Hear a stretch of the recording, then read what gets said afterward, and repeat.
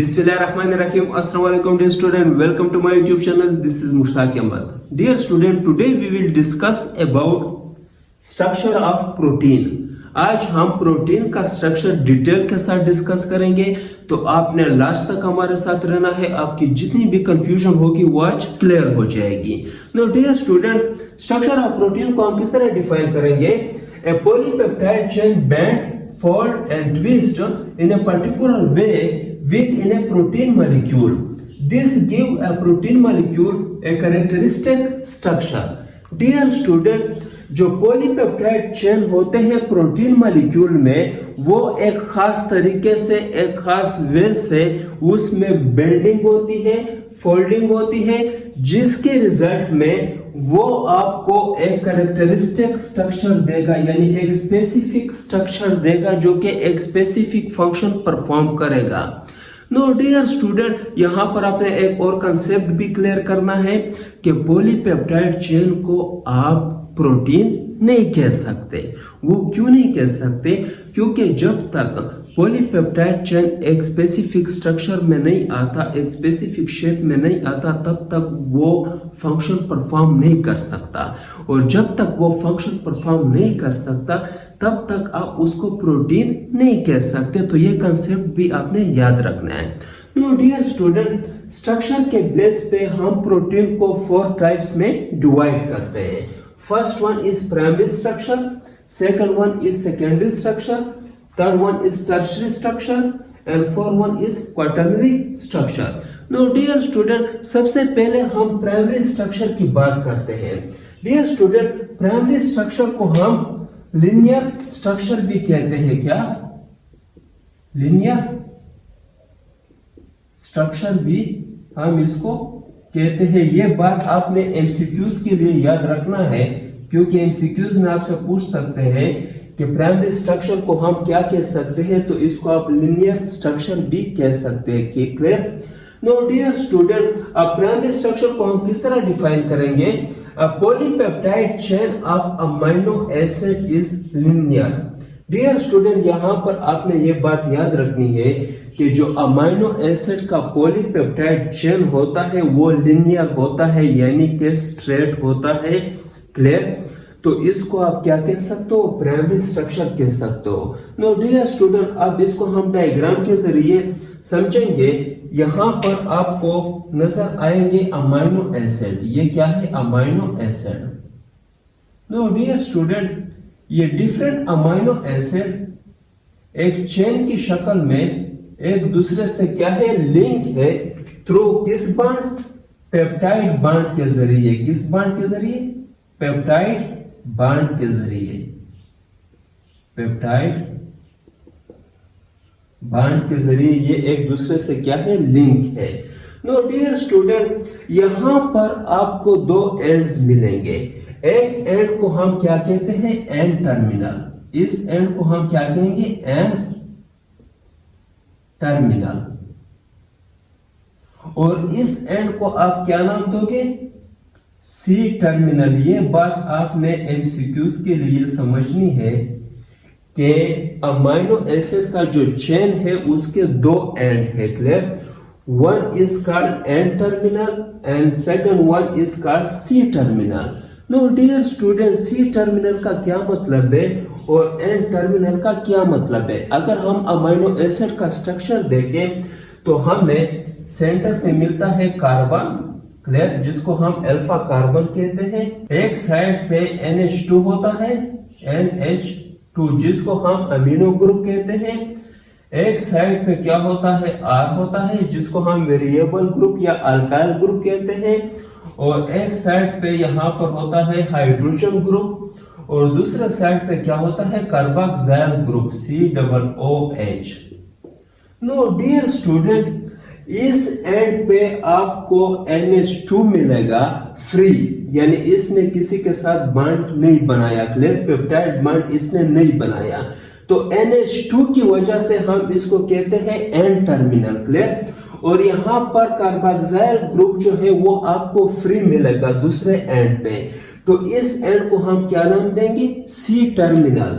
Dear student, ये बात आपने मस्ट एमसीक्यूज के लिए याद रखनी है कि एक एंड पे सी टर्मिनल होता है, दूसरे एंड पे एन टर्मिनल होता है। Clear? N terminal due to amino group free, जब ये फ्री होगा किसी के साथ बॉन्ड तो इसने नहीं बनाया। क्लियर? यहाँ पर तो और अमीनो एसिड नहीं है और यहाँ पर भी और अमीनो एसिड नहीं है, तो इसलिए यहाँ पर जो है वो कार्बोक्सिल ग्रुप फ्री होगा। तो कार्बोक्सिल ग्रुप की वजह से हम इसको सी टर्मिनल कहते हैं और यहाँ पर एमिनो ग्रुप की वजह से हम इसको एन टर्मिनल कहते हैं। तो ये बात आपने समझनी है। No dear student, the amino acid having NH2 free, वो अमीनो एसिड जिसमें NH2 फ्री होगा, NH2 फ्री होगा। यहाँ पर तो और अमीनो एसिड मौजूद नहीं है जिसके साथ ये लिंक बना सके, जिसके साथ ये बॉन्ड बना सके, तो उस एंड को हम क्या नाम देंगे? N terminal. और यहाँ पर the amino acid having carboxyl group free, वो अमीनो एसिड जिसमें कार्बोक्सिल ग्रुप फ्री होगा। क्लियर? यहाँ पर भी और अमीनो एसिड नहीं है, तो इस एंड पे आपको कार्बोक्सिल ग्रुप जो होगा वो फ्री मिलेगा, उसने किसी के साथ बॉन्ड नहीं बनाया होगा, तो इसलिए हम इसको क्या कहेंगे? C terminal. तो ये बहुत ज्यादा इंपॉर्टेंट कंसेप्ट है, ये आपने समझना है। नो डियर स्टूडेंट, इसके एग्जांपल क्या है? इंसुलिन। इंसुलिन जो है वो पैंक्रियाज इसको सीक्रेट करता है। क्लियर? और इसमें जो है वो 51 अमीनो एसिड होते हैं। कितने? 51 amino acid. No dear student, ये क्या करता है? ये ब्लड शुगर को कंट्रोल करता है। ब्लड शुगर को ये क्या करता है? कंट्रोल करता है। क्लियर? नो डियर स्टूडेंट, अब हम बात करते हैं सेकेंडरी स्ट्रक्चर की। सेकेंडरी स्ट्रक्चर क्या है?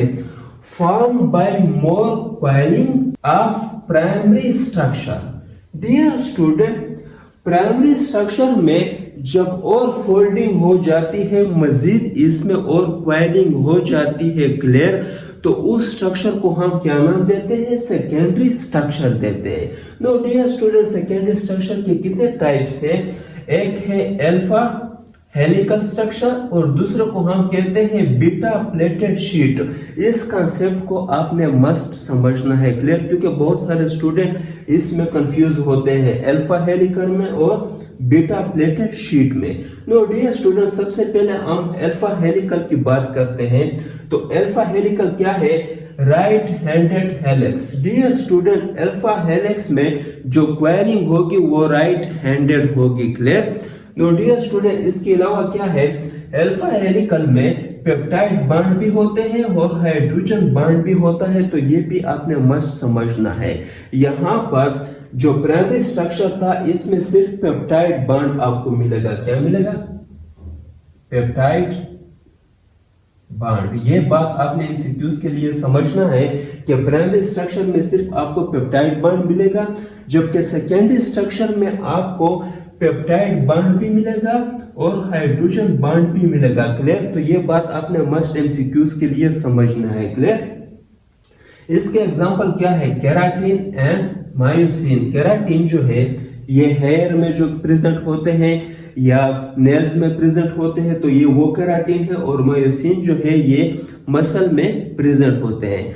नो डियर स्टूडेंट, अब अगर हम अल्फा हेलिकल स्ट्रक्चर की बात करें तो यहाँ पर आपको नजर आएगा कि एक स्ट्रेट चेन जब क्वाइलिंग करता है तो वो क्या बनाता है? सेकेंडरी स्ट्रक्चर बनाता है। तो यहाँ पर आपको नजर आ रहा होगा इसने क्वाइलिंग की है। Clear? Right handed. Clear?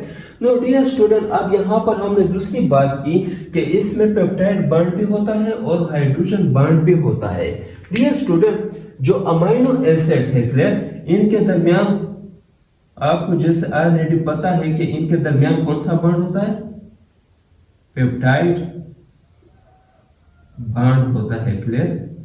No dear student, अब क्वेश्चन अराइज होता है कि हाइड्रोजन बॉन्ड कहां पर होता है? क्लियर? नो डियर स्टूडेंट, जो अमीनो एसिड का कार्बोक्सिल ग्रुप है और दूसरे अमीनो एसिड का अमीनो ग्रुप है NH2, इनके दरमियान यानी कि ऑक्सीजन और हाइड्रोजन के दरमियान यहां पर भी बॉन्ड बनता है। इस बॉन्ड को हम क्या नाम देते हैं? Hydrogen bond. डियर स्टूडेंट, अब यहां पर एक और क्वेश्चन अराइज होता है कि आखिरकार इसमें हाइड्रोजन बॉन्ड क्यों बनता है? Because hydrogen bond give stability to this structure, यानी ये स्ट्रक्चर क्वेलिंग है, और ये जो क्वेलिंग है ये किस वजह से, ये हाइड्रोजन बॉन्ड की वजह से है। क्लियर? नो डियर स्टूडेंट, इस कंसेप्ट को आपने क्लियर समझना है। इसके बाद हम बात करते हैं बीटा प्लेटेड शीट की। अब बीटा प्लेटेड शीट को फिर हम मजीद दो टाइप्स में डिवाइड करते हैं। First one is parallel and second one is anti parallel. No dear student, parallel क्या है? जिसमें जो शीट है वो एक दूसरे के पैरेलल हो, यानी एक दूसरे में के सेम डायरेक्शन में हो। क्लियर? तो ऐसी शीट्स को हम क्या कहेंगे? पैरेलल। यहां पर आपको नजर आ रहा होगा कि यहां पर भी एन टर्मिनल है और यहां पर सी टर्मिनल है। क्लियर? यहां पर भी एन टर्मिनल है और यहां पर भी सी टर्मिनल है। तो ये दोनों जो चेन है शीट की शक्ल में, ये दोनों सेम डायरेक्शन में है। क्लियर? इसलिए हम इसको पैरेलल कहते हैं। नो डियर स्टूडेंट, यहां पर आपने बात समझनी है कि यहां पर जो अमाइनो एसिड होंगे, क्लियर, यहां पर जो अमाइनो एसिड होंगे इनके दरमियान क्या आ जाएगा? पेप्टाइड बॉन्ड आ जाएगा। नो डियर स्टूडेंट, ये शीट और ये ऊपर वाला शीट, इन दोनों के दरमियान जो बॉन्ड होगा, ये कौन सा बॉन्ड होगा? इस बॉन्ड को हम क्या नाम देंगे? हाइड्रोजन बॉन्ड, जिसकी वजह से ये दोनों शीट जो है वो एक दूसरे के साथ अटैच है। क्लियर? नो डियर स्टूडेंट, अब हम इसके एग्जांपल की बात करते हैं। तो इसके एग्जांपल क्या है? Beta keratin. डियर स्टूडेंट, इसमें भी आपने फर्क समझना है कि यहां पर जो एग्जांपल था अल्फा हेलिकल का, उसका एग्जांपल भी केराटिन था, लेकिन ये जो केराटिन है ये हेयर में प्रेजेंट होता है। कहां पर? हेयर में। Clear? No dear student, beta keratin जो है ये कहां पर प्रेजेंट होता है? ये आपने मस्ट एमसीक्यूज के लिए याद रखना है कि ये लेग्स ऑफ बर्ड्स, यानी बर्ड्स के लेग्स में ये प्रेजेंट होता है, और सेकंड ये रेप्टाइल्स में प्रेजेंट होता है। जो रेप्टाइल का स्किन होता है वो स्केली होता है। क्लियर? तो ये रेप्टाइल्स में प्रेजेंट होता है और दूसरे ये लेग्स ऑफ बर्ड्स में प्रेजेंट होते हैं, यानी कि जो बर्ड्स के लेग्स है वहां पर ये प्रेजेंट होते हैं। तो ये फर्क आपने समझना है इस केराटिन में और बीटा केराटिन में। क्लियर? नो डियर स्टूडेंट, अब हम एंटी पैरेलल की बात करते हैं। तो यहां पर आपको नजर आ रहा होगा कि ये दोनों शीट जो है ये सेम है एक दूसरे के साथ, बट ये डायरेक्शन में अपोजिट होते हैं। क्लियर? यहां पर आपको नजर आ रहा होगा एन इस साइड पे है और यहां पर जो है वो एन दूसरे साइड पे है, यानी अपोजिट डायरेक्शन में है। यहां पर ये दोनों सेम डायरेक्शन में थे, बट यहां पर ये दोनों अपोजिट डायरेक्शन में है। क्लियर? ये एन टू सी और ये C terminal to N terminal. Clear? तो ये फर्क आपने समझना है। इसको हम क्या कहेंगे? एंटी पैरेलल, और ये अपोजिट डायरेक्शन में होते हैं। इससे एग्जांपल क्या है? फिब्रिल। क्लियर? ये आपको कहां पर मिलेगा? ये सिल्क में मिलेगा। क्लियर? इसको हम सिल्क प्रोटीन भी कहते हैं। क्लियर? ये भी आपने एमसीक्यूज के लिए मस्ट याद रखना है। नो डियर स्टूडेंट, अब हम बात करते हैं टर्शियरी स्ट्रक्चर की। टर्शियरी स्ट्रक्चर क्या है? By folding and twisting of secondary structure. Dear student, जैसे ही हम आगे जा रहे हैं तो वो स्ट्रक्चर जो है वो कॉम्प्लेक्स होता जा रहा है। क्यों? क्योंकि फोल्डिंग उसमें ज्यादा होती है। क्लियर? हमने सेकेंडरी की बात की। सेकेंडरी में हमने क्या कहा कि प्राइमरी की क्वाइलिंग जब मजीद होती है, फोल्डिंग होती है, तो उसको हम सेकेंडरी का स्ट्रक्चर का नाम देते हैं। इसी तरह टर्शियरी स्ट्रक्चर क्या है? जब सेकेंडरी स्ट्रक्चर में मजीद फोल्डिंग होती है, क्लियर, तो उसको हम क्या नाम देंगे? टर्शियरी स्ट्रक्चर का नाम देंगे। नो डियर स्टूडेंट, इसमें जो बॉन्ड है वो ज्यादा होते हैं क्योंकि इसमें फोल्डिंग ज्यादा है। अब जब फोल्डिंग ज्यादा होगा तो उतना ज्यादा इसमें इंटरेक्शन होगा। क्लियर? नो डियर स्टूडेंट, ये बात भी आपने मस्ट एमसीक्यूज के लिए याद रखनी है कि इसमें कितने किस्म के बॉन्ड्स होते हैं टर्शियरी स्ट्रक्चर में। इसमें बहुत सारे स्टूडेंट कंफ्यूज रहते हैं। इसमें डियर स्टूडेंट आपको पेप्टाइड बॉन्ड भी मिलेगा, इसमें आपको हाइड्रोजन बॉन्ड भी मिलेगा, इसमें आपको इलेक्ट्रोस्टैटिक बॉन्ड भी मिलेगा, हाइड्रोफोबिक बॉन्ड भी मिलेगा, डाइसल्फाइड बॉन्ड भी मिलेगा, वंडर वॉल इंटरेक्शंस जो अट्रैक्शंस होती है वो भी मिलेंगे। क्यों? क्योंकि यहाँ पर अमीनो ग्रुप होता है जिसके ऊपर पॉजिटिव चार्ज होता है, कार्बोक्सिल ग्रुप होता है जिसके ऊपर नेगेटिव चार्ज होते हैं। तो ये इसमें इंटरेक्शंस भी होते हैं, डिफरेंट किस्म के इसमें फोर्सेस भी होते हैं क्योंकि ये एक दूसरे के ऊपर फोल्डिंग होती है। तो फोल्डिंग की वजह से इनमें इंटरेक्शन ज्यादा होता है। जब ज्यादा इंटरेक्शन होगा तो उसमें ज्यादा किस्म के जो है वो बॉन्ड बनेंगे। तो ये बात आपने मस्ट एमसीक्यूज के लिए समझनी है। नो डियर स्टूडेंट, अब अगर हम इसका स्ट्रक्चर के बारे में बात करें तो यहाँ पर डियर स्टूडेंट आपको ये मिलेगा टर्शियरी स्ट्रक्चर। इसमें क्या है डियर स्टूडेंट, इसमें आपको ये शीट भी मिलेंगे जिसको हम बीटा शीट कहेंगे, क्लियर। और इसमें आपको क्वेलिंग भी मिलेगी जिसको हम अल्फा हेलिक्स, तो हमने अल्फा हेलिक्स का नाम दिया था। नो डियर स्टूडेंट, जिस तरह हमने पहले बात की कि bye folding and twisting of secondary structure, यानी सेकेंडरी स्ट्रक्चर के मजीद फोल्डिंग की वजह से जो रिजल्ट में स्ट्रक्चर आता है उसको हम टर्शियरी स्ट्रक्चर का नाम देते हैं, क्लियर। तो यहाँ पर ये सेकेंडरी स्ट्रक्चर से बीटा शीट और अल्फा हेलिक्स, और ये मजीद जब इसमें फोल्डिंग होगी, यहाँ पर आपको नजर आ रहा होगा ये जो बीटा शीट है इसमें मजीद ये फोल्डिंग हुई है, क्लियर। और इसी तरह क्वेलिंग भी ज्यादा हुई है अल्फा हेलिक्स में। तो अल्फा हेलिक्स में मजीद क्वेलिंग और बीटा शीट में मजीद फोल्डिंग की वजह से जो स्ट्रक्चर आता है कॉम्प्लेक्स टाइप का, उसको हम क्या नाम देते हैं, टर्शियरी स्ट्रक्चर का नाम देते हैं। तो ये बात आपने मस्ट एमसीक्यूज के लिए और कंसेप्ट के लिए समझनी है। डियर स्टूडेंट, इसके एग्जांपल क्या है, मायोग्लोबिन, ये आपको कहां पर मिलेंगे, मसल्स में मिलेंगे, क्लियर।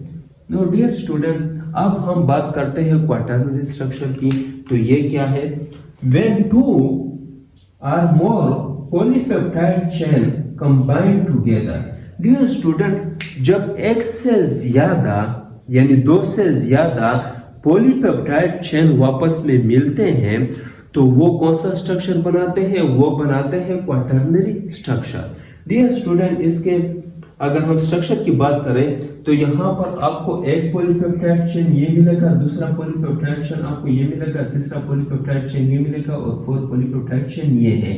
तो यहाँ पर असल में जो पॉलीपेप्टाइड चेन होते हैं वो एज ए सब यूनिट काम करते हैं, क्लियर। तो जब दो से ज्यादा पॉलीपेप्टाइड चेन वापस में मिलते हैं तो वो क्वाटर्नरी स्ट्रक्चर बनाते हैं और ये बहुत ज्यादा कॉम्प्लेक्स होता है, क्लियर। इसका एग्जांपल क्या है, हेमोग्लोबिन, क्लियर। हेमोग्लोबिन कहाँ पर प्रेजेंट होता है, ये रेड ब्लड सेल में प्रेजेंट होता है, क्लियर, रेड ब्लड सेल में। और इसका जो मेन फंक्शन है वो क्या है, transport of oxygen, transport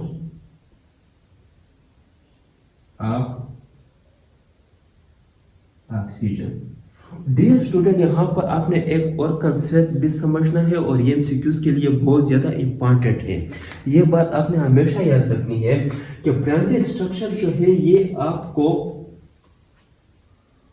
1D structure देगा, clear, 1D, clear. Secondary structure जो है ये आपको 2D में मिलेगा, कितने, 2D में, क्लियर। टर्शियरी स्ट्रक्चर जो है ये आपको 3D देगा, 3D, ये आपने एमसीक्यूज के लिए याद रखनी है, क्लियर। और क्वाटर्नरी स्ट्रक्चर जो है ये आपको 4D में मिलेगा, क्लियर, 4D में, क्लियर। नो डियर स्टूडेंट, ये पॉइंट आपने मस्ट एमसीक्यूज के लिए याद रखनी है कि प्राइमरी स्ट्रक्चर आपको 1D में मिलेगा, सेकेंडरी स्ट्रक्चर आपको 2D में मिलेगा, टर्शियरी स्ट्रक्चर आपको 3D में मिलेगा, क्वाटर्नरी स्ट्रक्चर आपको 4D में मिलेगा। नो डियर स्टूडेंट, मुझे उम्मीद है कि आप सबको समझ आ गया होगा और अगर किसी को कोई कंफ्यूजन हो तो वो कमेंट में मुझसे पूछ सकते हैं, मैं उसको इंशाल्लाह क्लियर करूंगा। Thank you very much.